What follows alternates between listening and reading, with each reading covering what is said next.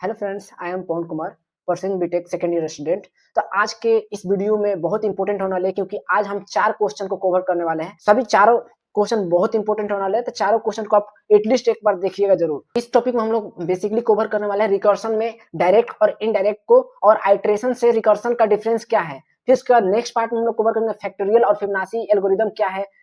उसके बाद हम लोग करेंगे टावर ऑफ हानोई प्रॉब्लम क्या है। ये सब एग्जांपल के साथ हम लोग करेंगे, और इसके प्रोग्रामिंग जो भी आएंगे, जैसे कि सिर्फ प्रोग्रामिंग हानोई सीरीज का पूछता है, बार बार मोर रिपीट करता है एग्जाम में, तो इसको भी हम लोग कवर करेंगे। तो लेट्स गो। पहला हम लोग का रिकर्सन। तो रिकर्सन क्या है?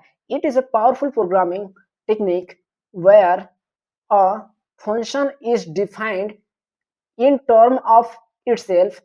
A function is called recursive if it calls itself directly or indirectly to solve a problem. It acts as alternative iteration यानी loops to execute a task repeatedly. Recursion का मतलब होता है कि रिकर्सन एक पावरफुल प्रोग्रामिंग टेक्निक है जिसमें function अपने आप को कॉल करता है, या तो डायरेक्टली करेगा या इनडायरेक्टली करेगा। मतलब फंक्शन खुद को ही कॉल करता है अपने प्रॉब्लम को सोल्व करने के लिए। ये आइट्रेशन का अल्टरनेटिव है जिससे हम रिपीटेटिव टास्क इजीली कर सकते हैं। अगर आपको एक नंबर का फैक्टोरियल निकालने के लिए दिया जाए तो आप फंक्शन को बार बार कॉल कर सकते हैं जब तक उस बेस केस को नहीं मिलता। Necessary condition of base case क्या है? Every recursive function must have a termination condition, also known as base case. Without this condition, the function will keep calling itself indefinitely, leading to an infinite loop and a system crash यानी stack overflow.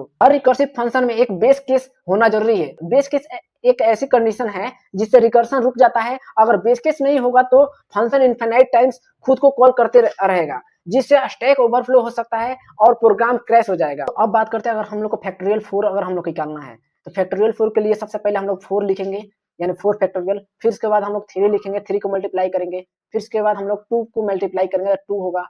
फिर उसके बाद हम लोग का next में 1 factorial. तो अगर फैक्टोरियल 4 निकालना होगा तो इसी तरह हम लोग का लास्ट चलते चलते रिकर्सन की वजह से एक टाइम आएगा कि 1 पे आकर रुक जाएगा। 4 फैक्टोरियल का वैल्यू हम लोग क्या होगा 24, यानी रिकर्सन की वजह से ये जो है फैक्टोरियल रुक जाता है। अगर रिकर्सन हम लोग नहीं लगाते तो ये क्या होता है कि फिर 1 को कॉल करता, फिर 0 करता, फिर -1 करता, फिर उसके बाद ऐसे करते करते इनफाइनाइट लूप में चल जाता और सिस्टम हमारा क्या हो जाता है, क्रैश हो जाता है। अब हम लोग बात करेंगे टाइप्स ऑफ रिकर्सन कौन कौन से हो सकते हैं। तो 2 टाइप के रिकर्सन होते हैं, पहला डायरेक्ट रिकर्सन और इनडायरेक्ट रिकर्सन।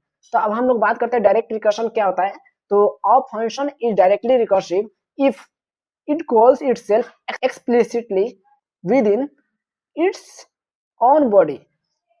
स्ट्रक्चर इसका देखा जाए तो फंक्शन ए कॉल्स फंक्शन ए। जो डायरेक्ट रिकर्सन होता है जब फंक्शन अपने आप बॉडी में खुद को कॉल करता है तो वो डायरेक्ट रिकर्सन होता है। एग्जांपल के लिए अगर फंक्शन ए खुद को कॉल करे ए को ही तो वो हुआ क्या, डायरेक्ट रिकर्सन हुआ। अब इनडायरेक्ट रिकर्सन क्या होता है? तो a function is indirectly recursive if it calls another function which in turn calls the first function। Structure के साथ बात करते हैं, function A calls function B and function B calls function ए।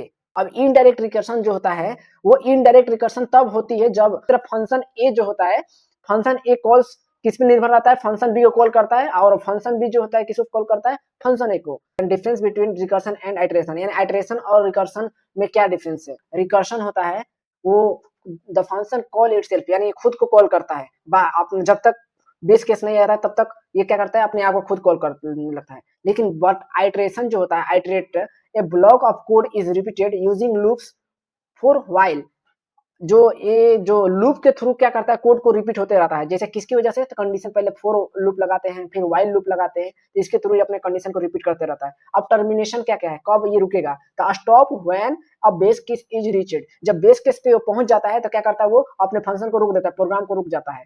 और इसमें स्टॉप तो when a loop condition becomes false, जब इसका लूप कंडीशन गलत हो जाता है तो अब ये क्या करता है, अपने प्रोग्राम को रोक देता है। अब मेमोरी कितना यूज होता है? अब टर्मिनेशन बात करें, मेमोरी यूजेस कितने मेमोरी इसमें यूज होता है? हाई यूजेस, हाई मतलब uses stack call, high uses stack call, यानी स्टैक जब कॉल करते हैं तो उसमें क्या होता है, मेमोरी बहुत ज्यादा यूज होता है। लेकिन इसमें जो होता है आइट्रेशन में, इसमें लो होता है, यानी no extra stack memory is needed, यानी स्टैक में जो होता है एक्स्ट्रा मेमोरी इसमें आइट्रेशन में लेता ही नहीं है, इसलिए इसमें मेमोरी जो होता है कम खपत होता है।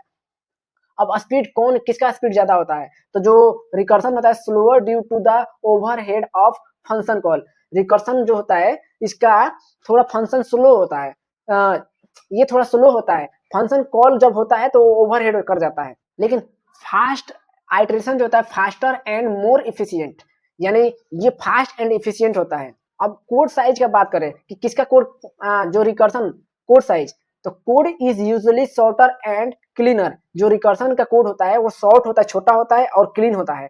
वही आइटरेशन, तो code can be longer and more complex, इसका जो कोड होता है लॉन्ग होता है, लंबा होता है और कॉम्प्लेक्स बहुत ज्यादा कॉम्प्लिकेटेड होता है।